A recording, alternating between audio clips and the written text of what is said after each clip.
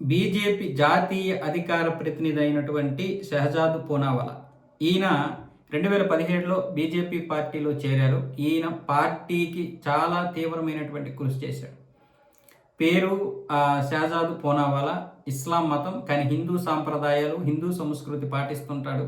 నరేంద్ర మోదీకి జీవితకాల అనుచరుడిగా ఉంటూనే ఉంటానని ఇప్పుడు కూడా అంటున్నాడు. అయితే ఈయన రాజీనామా చేశాడని ఈయన స్పందించలేదు. కాకపోతే తన అధికార ఎక్స్ ఖాతాలో మాత్రం ఈ అధికార ప్రతినిధి అనే ట్యాగ్ని తొలగించేశాడు. ఇటువైపు జాతీయ న్యూస్లో వస్తున్నటువంటి దానికి ఆయన తన యొక్క ఎక్స్లో తన యొక్క హోదాని తొలగించడం చూస్తుంటే నిజమే అన్నట్లుగా అయితే ఉంది. ఇప్పుడు జరుగుతున్నటువంటి పరిణామాలు ఏవైతే ఉన్నాయో జంతర్ మంతర్ వద్ద ఈ పరిణామాలని ఎదుర్కొన్నాడు ఆయన. మీడియాని, టీవీ డిబేట్లలోనూ అలాగే ఎన్ని విధాలుగా కావాలంటే అన్ని విధాలుగా ఎదుర్కొని బీజేపీకి సపోర్ట్గా నిలబడినటువంటి వ్యక్తి షహజాద్ పూనావాలా. వాస్తవంగా చెప్పాలంటే ఒక ముస్లిం అంటే మనం అంటే మన కోసం మాట్లాడుతున్నాడని కాదు, జాతీయ సిద్ధాంతాలు మెండుగా ఉన్నటువంటి వ్యక్తి. ఎందుకు రాజీనామా చేశాడో దాని కారణాలు ఏంటో మనకు తెలియదు. కానీ ఒక ముస్లిం ఎలా ఉండాలో నిరూపించినటువంటి వ్యక్తి. బీజేపీలో ఉన్నాడనో బాగా సపోర్ట్ చేశాడని నేను మాట్లాడడం లేదు. ఈ వ్యక్తి కాంగ్రెస్లో ఉన్నా లేకపోతే ఏ పార్టీలో ఉన్నా అతను జాతీయ భావజాలం ఉంటుంది అతనిలో.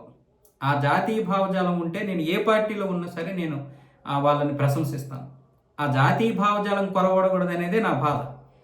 మిగతా పార్టీలన్నింటిలో ఆ భావజాలం ఉండడం లేదు.